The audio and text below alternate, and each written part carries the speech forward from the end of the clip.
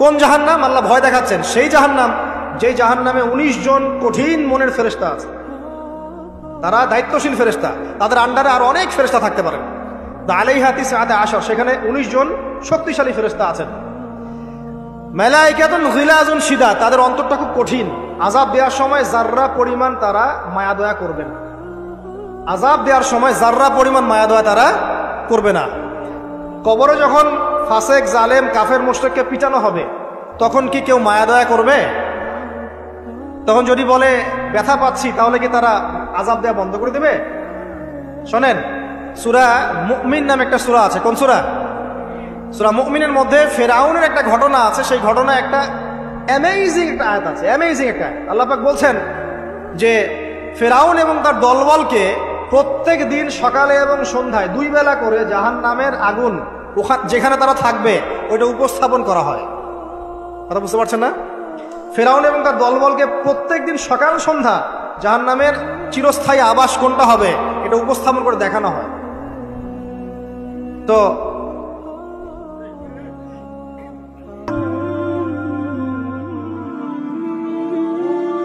এই যে বিষয়,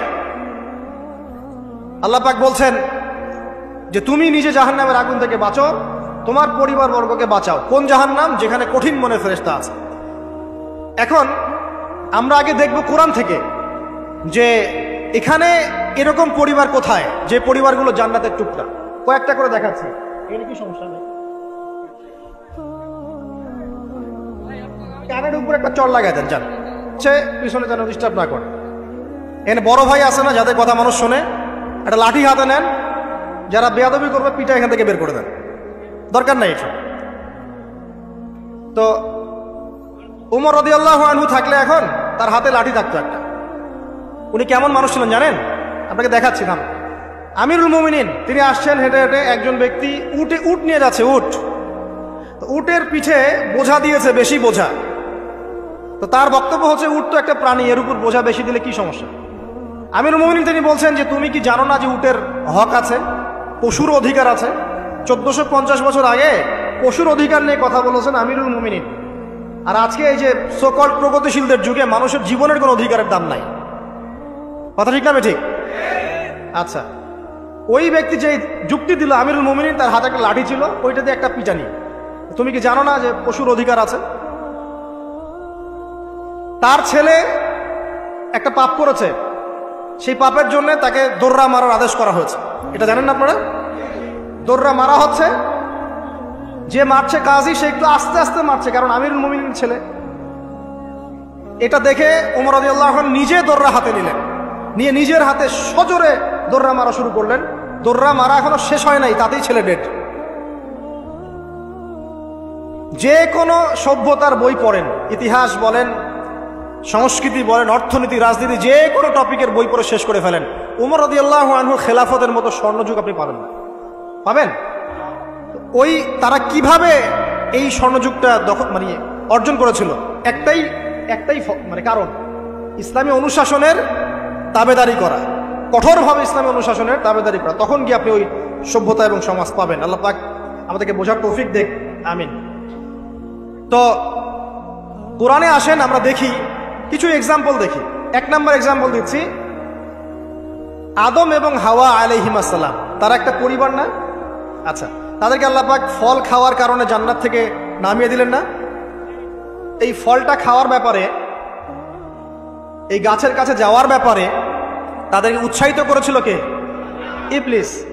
ইবলিস বলেছিল যে হাল আদুল্লুকা আলা শাজারাতিল খুলদি ওয়া মুলকিন লা ইয়াবলা, হে আদম এবং হাওয়া, আমি কি তোমাদেরকে এমন গাছের সন্ধান দিব না যে গাছের কাছে গেলে তোমরা চিরস্থায়ী হয়ে যাবে এবং বিশাল রাজত্বের অধিকারী হবে? চিরস্থায়িত্বের টোপ এবং রাজত্বের টোপ, এই দুটো দিয়ে তারা আদম এবং হাওয়া আলাইহিস সালামকে ডিসিভ করেছিল। এই ফল খাওয়ার সাথে সাথে আল্লাহ পাক তাদেরকে বের করে দেন নাই, বরং ফল খাওয়ার সাথে সাথে তাদের গায়ে জান্নাতের যে পোশাকটা ছিল না, এটা খুলে পড়ে গেছে। এই পোশাকটা খুলে ফেললো কে বলেন? ইবলিস, শয়তান। আল্লাহ পাক এটাই বলছেন, ইয়া বানি আদম, হে বনু আদম, লা ইয়াফতিনান্নাকুমুশ শাইতান, শয়তান যেন তোমাদেরকে ফিতনায় না ফেলতে পারে। কামা আখরাজা আবাওয়াইকুম মিনাল জান্নাহ, ঠিক যেমন করে সে তোমাদের পিতামাতাকে জান্নাত থেকে বের করে দিয়েছে।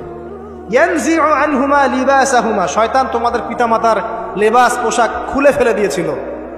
লিউরিয়াহুমা মিন সাওআতিহিমা, যাতে করে তাদের লজ্জাস্থান উন্মুক্ত হয়ে যায়। তাহলে আমাদের পিতামাতাকে নগ্ন করে দিয়েছিল কে? ইবলিস। তাহলে এখন আপনি বলেন আমাকে, এই যুগে যারা মুসলিমদের, মুমিনদের, নরনারীদের গা থেকে পোশাক খুলে ফেলতে চায়, এরা কার এজেন্ট বলেন? বুঝতে পারছেন এবার? এই যে নগ্নতা অশ্লীলতার যে আন্দোলন চলছে, হ্যাঁ, 1000 বছরের সংস্কৃতি, আমরা মাদেরকে দেখেছি ব্লাউজ পরতো না, নাউজুবিল্লাহ, এই সেই, হ্যাঁ আমরা এরকমই পোশাক পরবো। ছোট হতে হতে হতে হতে এখন এক পর্যায়ে দেখবেন বিকিনি পরে ঘুরবে কয়দিন পর, দেখবেন। বিশ্বাস করছেন না এই কথাটা? দেখবেন ইনশাল্লাহ, আল্লাহ না করুক, তবে হবে, এটা আমি জানি, বিকজ হাদিস আমি পড়েছি। শেষ জামানায় এরকম নগ্নতা, অশ্লীলতা, বেহায়াপনা বাড়তেই থাকে। এবং এমন একটা সময় আসবে যে মানুষ রাস্তাঘাটে জেনা করবে। ওই যুগের সবচেয়ে ভালো ব্যক্তি হবে সে, যে তাকে গিয়ে বলবে, বাবা তুমি এইখানে জেনা করছো ভালো, একটু দেওয়ালের পিছনে যেতে পারলা না? সে হবে ওই জামানার ভালো ব্যক্তি। আপনি হাদিসটা বিশ্বাস করলেন না? আমি নিজে হাদিস পড়েছি যে রাস্তাঘাটে মানুষ জেনা করবে। তো এই যে নগ্নতা, অশ্লীলতার যে সংস্কৃতি চলছে না, কাপড় খুলে ফেলার যে ট্রেন্ড এবং রেভলিউশনের দিকে মানুষ যাচ্ছে এখন, মেয়েরা স্পেশালি, এরা নিঃসন্দেহে মানুষ শয়তান, নিঃসন্দেহে। কারণ ওই যে শয়তান আমাদের পিতামাতার কাপড় খুলে ফেলেছিল, এরা তার এজেন্ট। এরা আমার বোনের গা থেকে কাপড় খুলতে চায়, এরা আপনার স্ত্রীর গা থেকে কাপড় খুলতে চায়, এরা আপনার মায়ের গা থেকে কাপড় খুলতে চায়, এবং বলতে চায় এটা স্বাধীনতা। আরে বোকা মানুষ, এই পৃথিবীতে মানুষ স্বাধীন নয়, এই পৃথিবীতে কোনো মানুষই স্বাধীন নয়। মানুষ কিভাবে স্বাধীন হতে পারে? এখানে পৃথিবীতে যতদিন থাকবে মানুষ আল্লাহর দাসত্বের মধ্যে থাকবে। যে মানুষ নিজেকে স্বাধীন মনে করে সে শয়তানের তাবেদারি করে। এই পৃথিবীতে কোনো মানুষই স্বতন্ত্র স্বাধীন নয়, বরং আল্লাহ পাকের দাসত্বের অধীনে সে পরাধীন। মানুষ বুঝতে চায় না যে স্বাধীনতার ডেফিনেশন কি। আল্লাহ পাকের রুলস এবং রেগুলেশনস মেনে চললে পরে আমি তখন স্বতন্ত্র স্বাধীন, আল্লাহর দাসত্বের অধীনে, দাসত্বের বাইরে গিয়ে নয়। আর আল্লাহ পাকের দাসত্বের 5 পয়সা পরোয়া না করে নিজেকে যদি স্বাধীন মনে করে, সে তো শয়তানের চেলা। কথা কি বুঝতে পারছেন? আসেন, এই যে আমাদের পিতামাতাকে ওখান থেকে নামিয়ে দেওয়া হলো, তারা দুজন কিন্তু এই পৃথিবীতে যে কষ্টের জীবন, তারা কিন্তু একসাথে অতিবাহিত করছে, করেন নাই? তো এই যে কষ্ট, দুঃখ, একসাথে পথ চলা, স্বামী স্ত্রীর এই যে একটা বন্ধন, মায়াবী একটা হৃদ্যতার বন্ধন, এটাই হচ্ছে পরিবারের ভিত্তি। আমি আদর্শ পরিবারের দিকে যাচ্ছি আস্তে আস্তে ইনশাআল্লাহ। কোরআন থেকে আপনাকে কয়েকটা দলিল দিচ্ছি। এবার দেখবেন তাদের সন্তান হাবিল কাবিল, ওই যে কি হলো, কাবিল হাবিলকে, পড়েন নাই? কাবিল হাবিলকে হত্যা করলো। এখানে হত্যার মূল কারণ কি ছিল? হিংসা। কাবিলের কোরবানি কবুল হচ্ছে না, হাবিলেরটা হচ্ছে। তার মানে বুঝলাম পৃথিবীতে ফাসাদ ছড়িয়ে পড়বে, পরিবারে ফাসাদ ছড়িয়ে পড়বে, তার অন্যতম একটা কারণ হচ্ছে ঈর্ষা বা হিংসা। আসলে ঈর্ষা হিংসা এক জিনিস নয়, এখানে মূল কারণ হচ্ছে হিংসা। তো আমাদের পরিবার জান্নাতের টুকরা হবে ইনশাল্লাহ যদি স্বামী স্ত্রীর মধ্যে হিংসা না থাকে, পরিবারের সদস্যদের মধ্যে পরশ্রী কাতরতা না থাকে। একটু মনোযোগ দেন। তারপরে সামনে যান। ওই যে নূহ আলাইহিস সালামের নাম শুনেছেন? আচ্ছা, কত বছর দাওয়াত দিয়েছেন বলেন? এই তো মাশাআল্লাহ 950 বছর। 950 বছর দাওয়াত দেওয়ার পর 40 বা 80টা পরিবার ইসলাম কবুল করেছে। বাকিরা আল্লাহ পাকের গজবে ডুবে গেছে। এখন ডুবে যাওয়ার মধ্যে কি তার ছেলেও ছিল না? নূহ আলাইহিস সালাম আল্লাহকে বলছেন, আল্লাহ ইন্নাহু মিন আহলি, সে আমার পরিবারের একজন, তাকে হেফাজত করে বাঁচাও, আল্লাহ মাফ করে দাও। আল্লাহ পাক বলছেন লাইসা মিন আহলিক, সে তোমার পরিবারের কেউ না। এখান থেকে আরেকটা দলিল দেই। লুত, কমে লুতের নাম শুনেছেন? মানে সমকামী, ছেলে ছেলে বিয়ে করে, যেটা এখন ছড়িয়ে পড়ছে দিন দিন। প্রতি 10 জনের মধ্যে নাকি একজন এখন মনে করে যে ছেলে ছেলে বিয়ে করা যায়। নাউজুবিল্লাহ। এবং এর এই সভ্যতাটা ধারক বাহক হচ্ছে পশ্চিমারা। ওখানে অনেক আগেই এগুলো চালু হয়ে গেছে। আমেরিকাতে তো চালু আছে, ব্রিটেনে আছে, কানাডায় আছে, অস্ট্রেলিয়া আছে, আমাদের ভারতেও আছে। আর দিন দিন এখন এটাই যে আমাদের সাবকন্টিনেন্ট বাংলাদেশ, এখানেও ঢুকে পড়েছে। এবং এদের সংগঠন আছে, এদের পতাকা আছে, পতাকার মধ্যে রংধনুর সাইন আছে। হ্যাঁ, এরা এখন বাক স্বাধীনতার কথা বলে। তো ছেলে ছেলে বিয়ে করতো, এটাও কোরআনে পেয়েছি, কিন্তু মেয়ে মেয়েও যে বিয়ে করে এটা কোরআনে পাই না। এখন দেখছি মেয়ে মেয়েও বিয়ে করে। কথা কি বিশ্বাস করছেন না? মেয়ে মেয়ে পর্যন্ত বিয়ে করে। তারপরে আরো দেখেছি ইদানিং যে লিভ টুগেদার চলছে বাংলাদেশে। এখন বিয়ের দরকার নেই, একসাথে থাকবেন, বিয়ের দরকার নেই। মানে আপনি একজন বান্ধবী একসাথে চলবেন স্বামী স্ত্রীর মতো, এটা লিভ টুগেদার। বলবে যে উন্নত সভ্যতার এগিয়ে গেছে, আমরা পিছিয়ে থাকবো কেন? শোনো, তোমরা আগাচ্ছ ঠিকই, তোমরা আগাচ্ছ কোন দিকে জানো? তোমরা আগাচ্ছ জাহান্নামের দিকে। তোমরা জাহান্নামের দিকে আগাচ্ছ। তোমরা ঠিকই আগাচ্ছ, অস্বীকার করছি না। তোমরা এগিয়ে যাচ্ছ ঠিকই, বাট জাহান্নামের দিকে। তোমাদের তাকদীরে যদি হেদায়েত না থাকে, জাহান্নামের মর্মান্তিক আযাব থেকে কেউ বাঁচাতে পারবে না। তো এই কওমে লূতকে আল্লাহ পাক ধ্বংস করেছেন নির্মম ভাবে। ফেরেশতাদের পাখা দিয়ে পুরো জাতিটাকে তুলে, ওই যে কওমে লূত জর্ডান ডেড সি ওই জায়গাটা, উপর থেকে পাথর বর্ষণ করে রজম করে উল্টা দিকে আবার দফন করে দেওয়া হচ্ছে। এই কওমে লূতের নবীর নাম ছিলেন লূত আলাইহিস সালাম, ঠিক আছে? তার স্ত্রী পর্যন্ত কিন্তু ঈমান আনেন নাই, ঠিক নূহ আলাইহিস সালামের স্ত্রীর মতোই। নূহ আলাইহিস সালামের সন্তান স্ত্রী ঈমান আনে নাই, লূত আলাইহিস সালামের স্ত্রী ঈমান আনেন নাই। এবার এখান থেকে আমাদের পারিবারিক হেদায়েতটা কি বলেন? আপনি যদি একজন আলেমের সন্তানও হন, আপনি যদি একজন মুহাদ্দিস মুফাসসির মুফতিরও সন্তান হন, নিজে যদি তাকওয়া ঈমান অর্জন করতে ব্যর্থ হন, আপনার বংশ, আপনার পরিচয়, আপনার জাতীয়তাবাদ, আপনার রক্ত বর্ণ কোনো কিছুই আপনাকে জাহান্নামের আগুন থেকে বাঁচাতে পারবে না। এই জন্য নবী সাল্লাল্লাহু আলাইহি ওয়াসাল্লাম তার কলিজার টুকরা মেয়ে ফাতিমা রাদিয়াল্লাহু আনহাকে বলছেন, হে ফাতিমা, দুনিয়াতে আমার কাছে যা চাওয়ার তুমি চেয়ে নাও, পরকালে আমি তোমার কিন্তু কোনো হেল্প করতে পারবো না। কিন্তু আমরা জানি নবী সাল্লাল্লাহু আলাইহি ওয়াসাল্লাম সবার জন্য আমভাবে সুপারিশ করবেন। তিনি তার স্ত্রী আয়েশা রাদিয়াল্লাহু আনহাকে কাঁদতে দেখে বলছেন, হে আয়েশা, কি জন্য কাঁদছো? আয়েশা রাদিয়াল্লাহু আনহা বলছেন, আল্লাহর আযাবের ভয়ে কাঁদছি ইয়া রাসূলুল্লাহ। নবী সাল্লাল্লাহু আলাইহি ওয়াসাল্লাম বলছেন, আয়েশা, তিনটা জায়গা থাকবে কিয়ামতের মাঠে যখন আমিও তোমাকে চিনতে পারবো না, তুমিও আমাকে চিনতে পারবে না। এক, যখন আমলনামা ছুড়ে দেওয়া হবে, ইকরা কিতাবাক ওয়া কাফা বিনাফসিকা আল-ইয়াওমা আলাইকা হাসিবা, কেউ কাউকে চিনবে না, সবাই ইয়া নাফসি ইয়া নাফসি। একটা হচ্ছে পুলসিরাত পার হওয়ার সময় কেউ কাউকে চিনবে না, ইয়া নাফসি। আরেকটা হচ্ছে যখন আমলনামা ওজন করা হবে মিজান, কেউ কাউকে চিনবে না। এখন যাদেরকে আপনার আপন মনে হচ্ছে না, আমি একটা কথা তো অনেকদিন বলেছি যে আল্লাহ সুবহানাহু ওয়া তাআলা ছাড়া ইহকাল পরকালে আমাদের প্রকৃত আপন কেউই নাই। কথা বুঝতে পারছেন না? না, সময় হোক বুঝতে পারবেন। এই যে যাদের কথা চিন্তা করে আপনি দুর্নীতি করছেন, ঘুষ খাচ্ছেন, সুদ খাচ্ছেন, এরা আপনাকে চিনবে না মরার পরেই। আপনি মারা যাবেন, এরা আপনাকে চিনবে না পরকালে। তখন যদি আপনি বলেন, হে আল্লাহ, আমি ওদের স্বার্থে সুদ খেয়েছি, পরিবার দেখাশোনা করার জন্য ঘুষ নিয়েছি, দুর্নীতি করেছি, ওরা উল্টা বলবে যে আল্লাহ, একে তো আমি নিতে বলি নাই, ওকে তো আমি নিতে বলি নাই, ওর হিসাব ও দিবে, আমি এসবের মধ্যে নাই। আপনার স্ত্রী আপনাকে কথা বলবে, ইয়াউমা ইয়াফিরুল মারউ মিন আখি, ভাই ভাই থেকে দৌড় দিয়ে পালাবে ওই দিন। ওয়া উম্মিহি ওয়া আবি, তার মা বাপ থেকে পালাবে। ওয়া সাহিবাতিহি ওয়া বানি, এই যে স্ত্রী সন্তান, এগুলো থেকে পালাবে মানুষ। লিকুল্লি ইমরিইম মিনহুম ইয়াউমাইযিন শা'নু ইউগনি, প্রত্যেক সত্তা সেই দিন নিজেকে নিয়ে ব্যস্ত থাকে। তো এখান থেকে শিক্ষা দেখেন যে পরিবার আদর্শ হবে যখন পরিবারের প্রত্যেকটা মানুষ নিজেকে নিয়ে ভাববে যে আমি কতটুকু ইমানদার হয়েছি। আমি কার সন্তান সেটা বড় কথা নয়, আমি কতটুকু ইমানদার হতে পেরেছি, কতটুকু মুত্তাকি হতে পেরেছি, আল্লাহওয়ালা হতে পারলাম, এটা মূল কথা। ফেরাউনের স্ত্রী আসিয়া, ফেরাউনের আন্ডারে থেকেও সে মুমিনা হয়েছে, হয় নাই? ফেরাউন যে বড় কাফের, এই কারণে কি তার স্ত্রী শাস্তি পাবে? পাবে না। বরং আমাদের নবীজি মেরাজের রাতে গিয়ে দেখেছেন এবং গন্ধ পেয়েছেন, সুঘ্রাণ ছড়াচ্ছে একটা জায়গা থেকে। তখন জিবরাইল আলাইহিস সালামকে জিজ্ঞাসা করলেন যে এখানে এত সুন্দর ঘ্রাণ কোত্থেকে আসছে? জিবরাইল আলাইহিস সালাম বললেন, এটা হচ্ছে ফেরাউনের স্ত্রী আসিয়ার ওই ঘর যেটা আল্লাহ পাক তার জন্য জান্নাতে মানে বানিয়েছেন, ওইখান থেকে এই সুঘ্রাণ আসছে। সুবহানাল্লাহ। তার মানে এখানে আমরা শিখলাম নিজের চরকায় তেল দিতে হবে, নিজে আমাকে নামাজ পড়তে হবে, নিজেকে আমল করতে হবে, নিজেকে দিনের জন্য কিছু করতে হবে, নিজেকে পর্দা করতে হবে। পরিবারের সদস্যদের দিকে তাকানোর এখন সময়, আগে নিজে। না হলে নবী পরিবারের সদস্য হয়েও দেখেন জাহান্নামে মানুষ যাচ্ছে। এবার সামনে যায় চলেন। ইব্রাহিম আলাইহিস সালাম নাম শুনেছেন? আচ্ছা, তার বাবা কি করতেন? বড় পুরোহিত ছিলেন। আর যেখানে শিরক সেখানেই দেখবেন ইব্রাহিম, যেখানেই কুফর সেখানেই মুহাম্মদ সাল্লাল্লাহু আলাইহি ওয়াসাল্লামের জন্ম হয়, এটাই নিয়ম।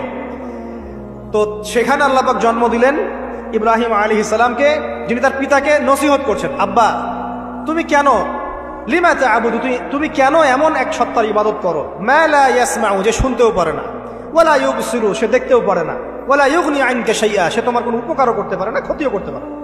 ইভেন তোমার স্ট্যাচুর গায়ে একটা মাছি যদি বসে, এটাকে সে নিজে সরাতেও পারে না, তার কোনো ক্ষমতা নাই।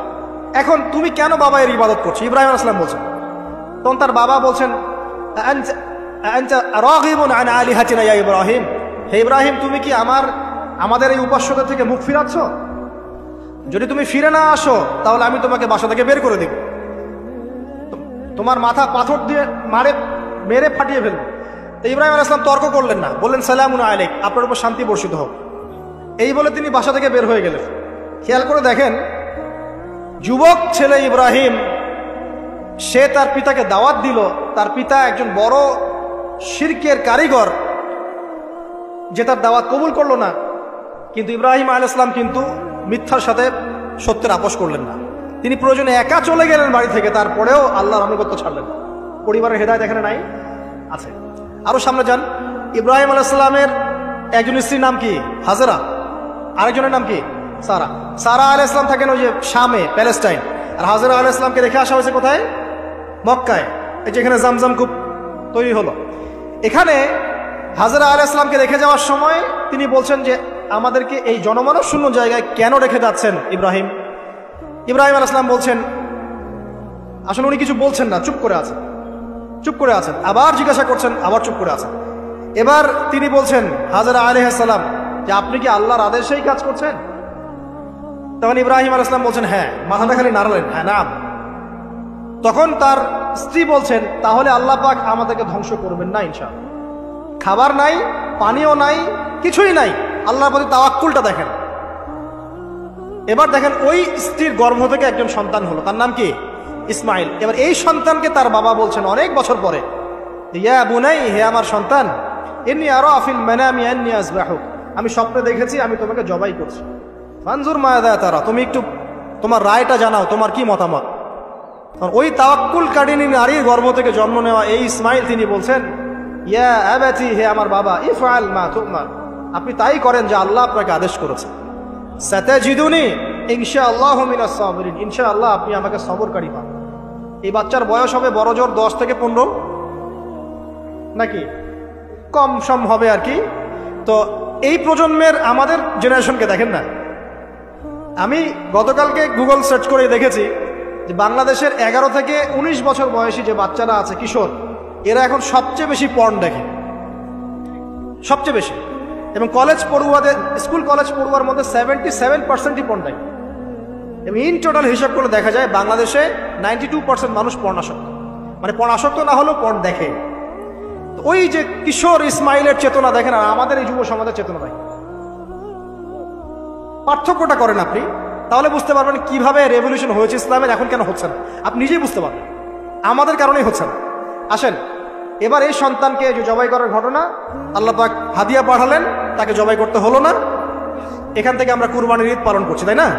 আচ্ছা, এখানে আমি পরিবারের হেদায়েত হিসাবে এটা ফাইন্ড আউট করছি আপনাদের জন্য, যে যদি পরিবারের নারীরা হয় এই হাজরা আলাইহিস সালামের মতো সহনশীলা, সবরকারিণী এবং তাওয়াক্কুলকারিণী, তখনই গিয়ে তাদের গর্ভ থেকে ইসমাইলের মতো সন্তান জন্ম হবে ইনশাআল্লাহ।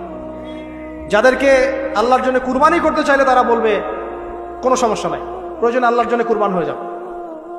তো এখানে কার ভূমিকা বেশি, বাবার না মায়ের? তাকে কিন্তু তার বাবা মানুষ করেননি, তার বাবা ওইখানে থাকেন সিরিয়ায়, শামে, মাঝে মাঝে আসা যাওয়া করেন। তার বেশিরভাগ সময় তাকে প্যারেন্টিং কে করেছে? তার মা। ওই মায়ের গর্ভ থেকে এমন সন্তান আশা করা যায়? তো এখনকার এই সিরিয়াল দেখা মেয়েদের গর্ভ থেকে এমন সন্তান আশা করা যায়? এখনকার ওইসব মেয়েদের গর্ভ থেকে আশা করা যায় এটা স্বামী দিতে পারলে সে খুশি, দিতে না পারলে অসন্তুষ্ট, বেজার। স্বামীকে প্রেসার দিতে দিতে, মানসিক কষ্ট দিতে দিতে স্বামীকে বুড়া বানায় ফেলে দিয়েছে। আমাদের নবীজি দোয়া করতেন আল্লাহর কাছে, আল্লাহ আমি এমন স্ত্রী থেকে তোমার কাছে আশ্রয় চাই যে আমাকে বৃদ্ধ হওয়ার আগেই বুড়া বানায় ফেলবে। বৃদ্ধ হওয়ার আগেও স্ত্রী চাইলে স্বামীকে বুড়া বানাতে পারে। দেখা যায় অনেক সময় অনেক পরিবার স্ত্রীদের মানসিক টর্চারের কারণে স্বামীরা স্ট্রোকের শিকার হয়, রোগ ব্যাধির শিকার হয়, হার্ট স্ট্রোক করে, হাই প্রেশারের শিকার হয়, পেরেশান। দিনের জন্য কাজ করা তো দূরের কথা, দুনিয়া সামলাতে তার সারাদিন চলবে। এই নারীরা কি হাজরা আলাইহিস সালামের মতো? যখন এমন নারীরা ঘরে ঘরে তৈরি হবে, তখন দেখবেন আদর্শ পরিবার ঠিকই গঠিত হবে। তো বিয়ে করলে এই ধরনের মেয়েকে করবেন। রূপের সৌন্দর্য দেখে, টাকা পয়সা দেখে আর অন্যান্য বিষয়গুলো দেখে এত বেশি ইমপ্রেসড হওয়ার দরকার নেই। আপনি দেখবেন দিনদারিতা আছে কিনা। এবং দিনদারিতা কিন্তু শুধু বোরখার মধ্যেই থাকে না। আপনাকে কথা বলে প্রশ্ন উত্তরের মাধ্যমে পাত্রী দেখার সময় এগুলো যাচ করতে হবে। আপনাকে ওর মাকে দেখতে হবে, তার মা কেমন, কোন মায়ের সন্তান সে, তার মায়ের আকীদা কেমন, তার মা কেমনে চলাফেরা করে, ওর নানি কেমন, ওর পরিবারের সদস্যরা কেমন, এগুলো দেখে মেয়ে চুজ করবেন। এই যে নসিহতগুলো করছি, যারা আনম্যারিড তোমার জন্য এগুলো শোনার চেয়ে বেশি দামি। এই ডিসিশনটা এত এত গুরুত্বপূর্ণ যে জীবনে যদি এটাতে ভুল করে ফেলেন কখনো, সারাটা জীবন আপনাকে এই বোঝা টানতে হবে। এবং এমন কষ্ট আসবে যেটা আপনার ওই যে বিয়ের পর নতুনত্বর সাময়িক সুখা থাকে 1 বছর 2 বছর 2.5 বছর 3 বছর, পরে দেখবেন সারা জীবনটা জাহান্নাম হয়ে গেছে। তো একটা নসিহত, বাড়ির স্ত্রীরা এবং বোনরা যদি হাজরা আলাইহিস সালামের মতো হতে পারে, ইনশাআল্লাহ তাআলা আদর্শ পরিবার গড়ে উঠবে ইনশাআল্লাহ। আল্লাহ পাক তৌফিক এনায়েত করুন, আমিন। আরো সামনে যান, এখানে দেখেন লুকমান হাকিম, নাম শুনেছেন? তিনি একজন বিজ্ঞ মানুষ ছিলেন। অনেকে বলেছেন নবী ছিলেন, কেউ বলেছেন নবী ছিলেন না। যাই হোক, তিনি তার সন্তানকে কিছু নসিহত করছেন। কি চমৎকার নসিহত! তিনি সন্তানকে নসিহত করছেন, ইয়া বুনাইয়া, হে আমার ছোট্ট বৎস, লা তুশরিক বিল্লাহ, তুমি আল্লাহর সাথে কাউকে শরীক করো না। ইন্না শিরকা লা যুলমুন আযীম, কারণ শিরক হচ্ছে মহান জুলুম। ছোট্ট একটা বাচ্চা শিরকের বোঝেটা কি কিছু বোঝে? আমরা আমাদের ছোট বাচ্চা থেকে কি শিখাই? জীবনে বড় হওয়া, প্রতিষ্ঠিত হওয়া, ইত্যাদি ইত্যাদি, তাই না? কিন্তু এখানে দেখেন লুকমান হাকিম আলাইহিস সালাম, তিনি তার সন্তানকে শিরকের শিক্ষা দিচ্ছেন। পিতামাতার খেদমত করবে, তাদের অবাধ্য হবে না, সৎ কাজের আদেশ করবে, অসৎ কাজে নিষেধ করবে, ঠিক আছে? বিপদে পড়লে সবর করবে, গাধার মতো উচ্চস্বরে কথা বলবে না। এই নসিহতগুলো করছেন লোকমান তার সন্তানকে আলাইহিস সালাম। এখান থেকে প্যারেন্টিং পাচ্ছেন না যে আপনি আপনার সন্তানকে, পরিবারের সদস্যদেরকে কি নসিহত করবেন? এবার কোরআনের পাতায় পাতায় আছে। ইয়াকুব আলাইহিস সালাম তার সন্তানদেরকে নসিহত করছেন, আমার পরে তোমরা কার ইবাদত করবে? তারা বলছে আমরা আল্লাহর ইবাদত করবো ইনশাআল্লাহ তাআলা। ইউসুফ আলাইহিস সালামের সাথে তার পিতার একটা গভীর প্রেমের সম্পর্ক ছিল।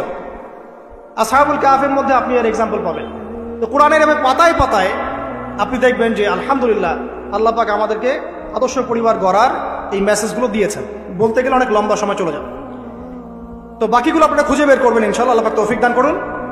এবার আসেন যে নবী সাল্লাল্লাহু আলাইহি ওয়াসাল্লাম এবং সাহাবায়ে কেরামের যুগে পরিবারগুলো কেমন ছিল। খুব শর্ট করে বলি, তখন পরিবারের মধ্যে তাওহীদ ছিল, ঠিক আছে? পরিবারের মধ্যে সুন্নত ছিল, পরিবারে কোরআনের তালিম চর্চা ছিল, পরিবারে পর্দা ছিল, পরিবারের মধ্যে দেখবেন আপনি মাশাআল্লাহ ইসলামিক অনুশাসন ছিল, একটা শাসনের লাঠি ছিল, পরিবারের মধ্যে হৃদ্যতা ভালোবাসার বন্ধন ছিল, হ্যাঁ, পরিবারে হালাল রিজিকের প্রাচুর্য ছিল, পরিবারের মধ্যে অপসংস্কৃতি ছিল না, ইসলামিক সংস্কৃতি ছিল। মানে ওই সময় পরিবারগুলো এক একটা সোনার টুকরা ছিল না, তাই না? ছিল না, জান্নাতের টুকরা ছিল। মানে যত ভালো গুণ সব পরিবারে ছিল, আর খারাপ গুণের সাথে তারা খুব একটা সম্পর্কিত ছিলেন না, আলহামদুলিল্লাহ। কিন্তু নবী সাল্লাল্লাহু আলাইহি ওয়াসাল্লাম শেষ জামানার হাদিসগুলো যখন বর্ণনা করেছেন, তখন যে কথাগুলো বলেছেন যে শেষ জামানায় পরিবারের ভাঙনগুলো বেশি হবে, বিচ্ছেদ বেশি হতে পারে, সন্তানরা দেখবেন পিতামাতাকে সম্মান করবে না, হ্যাঁ, পরিবারে আপনার অপসংস্কৃতি অনুপ্রবেশ করবে, জেনা বেড়ে যাবে, মাদক বেড়ে যাবে, অশ্লীলতা বেহায়াপনা বেড়ে যাবে, প্রতিবেশীর অধিকার ক্ষুণ্ণ করা হবে, ভাইয়ে ভাইকে খুন করবে, বোন বোনকে মানে চুলাচুলি করবে, মানে পরিবারে অশান্তি বিরাজ করবে, এমনটা হাদিসের মধ্যে কিন্তু বর্ণিত আছে, প্রচুর হাদিস আছে। তো এই অবস্থায় একটু আপনাকে দেখাই যে এখন এমন একটা অবস্থা চলছে যে আপনি ম্যাক্সিমাম পরিবারগুলোর মধ্যে যাবেন, আপনি গিয়ে দেখবেন ম্যাক্সিমাম পরিবারে কিন্তু নামাজটা নাই। ম্যাক্সিমাম পরিবারে যাবেন, আপনি গিয়ে দেখবেন সেখানে কিন্তু পর্দাটা নাই। বেশিরভাগ পরিবারে আপনি যান, দেখেন দিনের ইলম চর্চার যে গুরুত্ব, এটা কিন্তু ওখানে দেখবেন আপনি নাই। বেশিরভাগ পরিবারে দেখেন আপনি এখানে হালাল হারামের কোনো পরোয়া নাই, রিজিক আসতেছে কোন দিক থেকে আসুক, ঠিক আছে? বেশিরভাগ পরিবারে দেখবেন স্বামী স্ত্রীর মধ্যে খুব একটা হৃদ্যতা ভালোবাসার বন্ধন পাওয়া যাচ্ছে না, প্যারেন্টিংসগুলো ঠিক নাই, খাবারের উৎসগুলো ঠিক নাই, অপসংস্কৃতি আছে পরিবারে, এখন মাদক ঢুকে গেছে, জেনা ঢুকে গেছে, পর্ন ঢুকে গেছে, ঠিক আছে? এই যে ডিভাইসের এডিকশন ঢুকে গেছে। মানে অন্তর্নিহিত সম্পর্কগুলো, যে হৃদ্যতা ভালোবাসার সম্পর্কগুলো ছিল এবং ইসলামিক নীতি নৈতিকতাগুলো ছিল, এখন এগুলো কিন্তু দিন দিন পরিবার থেকে কমে যাচ্ছে। এতে করে পরিবারে ডিভোর্স বাড়ছে। যেমন প্রতি 1 ঘন্টায় ঢাকায় একটা করে ডিভোর্স হয়, মানে প্রতি 24 ঘন্টায় 24টা ডিভোর্স ঢাকায় হয়। এবং আমেরিকার মতো কান্ট্রিতে প্রতি 13 সেকেন্ডে একটা করে ডিভোর্স হয়, ঠিক আছে? দেখা যায় গড়ে প্রতিদিন, এই বিশ্বে গড়ে প্রতিদিন 29 জন মানুষ আত্মহত্যা করছে এখন ফ্রাস্ট্রেট হয়ে, পারিবারিক কলহের শিকার হয়ে। দেখা যায় গড়ে প্রায় 30 to 40% মেয়ে এখন পারিবারিক সহিংসতার শিকার হচ্ছে, যৌতুকের কারণে, আপনার পরকীয়ার কারণে। আর পরকীয়ার কথা তো বলতেই ভুলে গেছে যে ম্যাক্সিমাম পরিবারে এখন পরকীয়া চলছে। স্বামী স্ত্রী কিনে সন্তুষ্ট না, স্ত্রী স্বামী কিনে সন্তুষ্ট না। দেখবেন পরকীয়া এটা কমন হয়ে যাচ্ছে ম্যাক্সিমাম পরিবারে। আপনি দেখবেন যে পর্ন ঢুকে গেছে, জেনা ঢুকে গেছে, মানে জেনাটাকে সহজ করে ফেলা হচ্ছে। এবং প্রগতির নামে আমরা এখন এমন এমন কিছু কালচার লালন পালন করছি যেগুলো আস্তে আস্তে আমাদেরকে ইসলাম থেকে সরিয়ে দিচ্ছে। তো পরিবারের অবস্থা এখন ভয়াবহ খারাপ। আত্মহত্যার প্রবণতা বাড়ছে, যৌতুক বাড়ছে, আপনার মাদকাসক্ত ছেলে মেয়ের সংখ্যা বাড়ছে, হ্যাঁ, পর্ন এডিক্টেড ছেলের সংখ্যা বাড়ছে। এরা না দেশকে কিছু দিতে পারছে, না সমাজকে, না জাতিকে। এরা কিন্তু আসলে সম্পদ নয়, এরা বরং বোঝা হচ্ছে। দুনিয়াবী বিষয়গুলোকে অনেক বেশি গুরুত্ব দেওয়া হচ্ছে, এতে করে দিনটা কিন্তু সংকুচিত হচ্ছে। তো এগুলো বলতে থাকলে অনেক সময় চলে যাবে।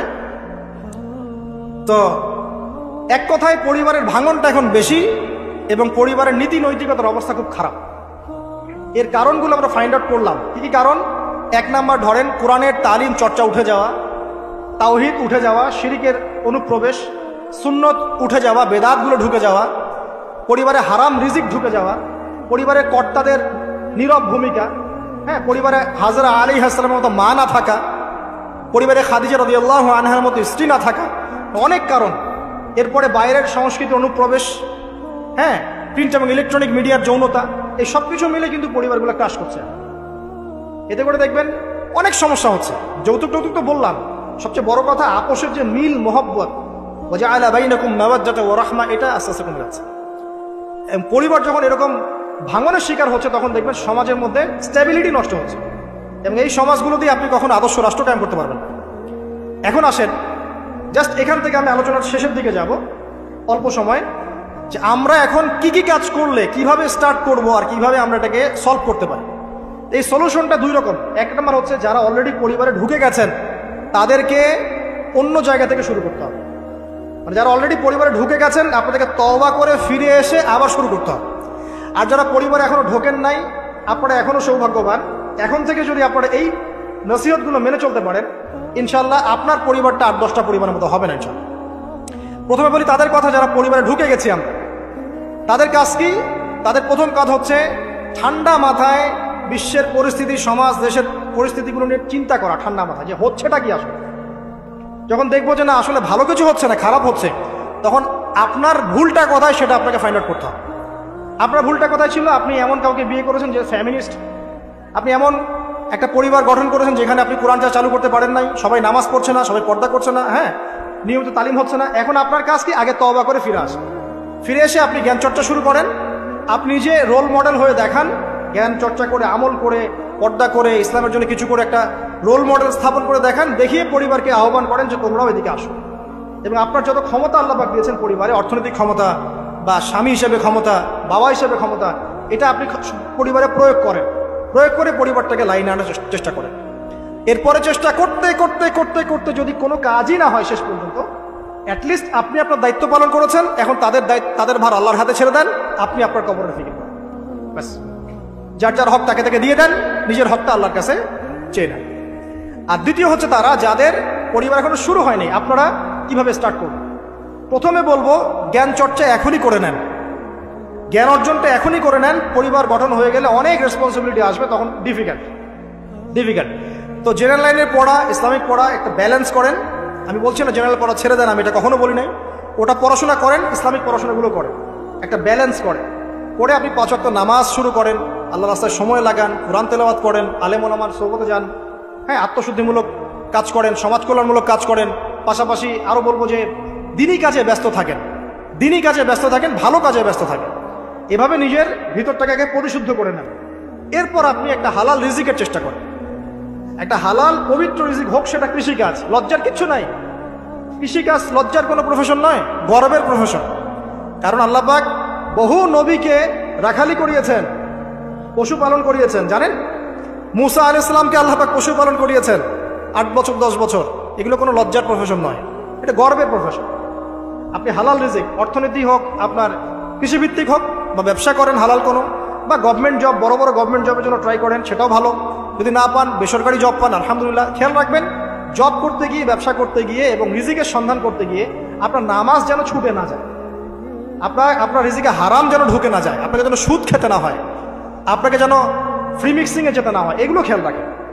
খেয়াল রেখে একটা হালাল রিজিকের সোর্স আগে বের করেন। প্রয়োজনে উদ্যোক্তা হন, নতুন কিছু উদ্যোগ গ্রহণ করেন। উদ্যোক্তা হয়ে নিজে কিছু প্রতিষ্ঠা করে দেখান, এমন কিছু করেন। এরপরে আপনি বিয়ের ফিকিরটা করেন, রিজিকের ব্যবস্থাটাকে করে নেন, তারপরে ওইদিকে যান।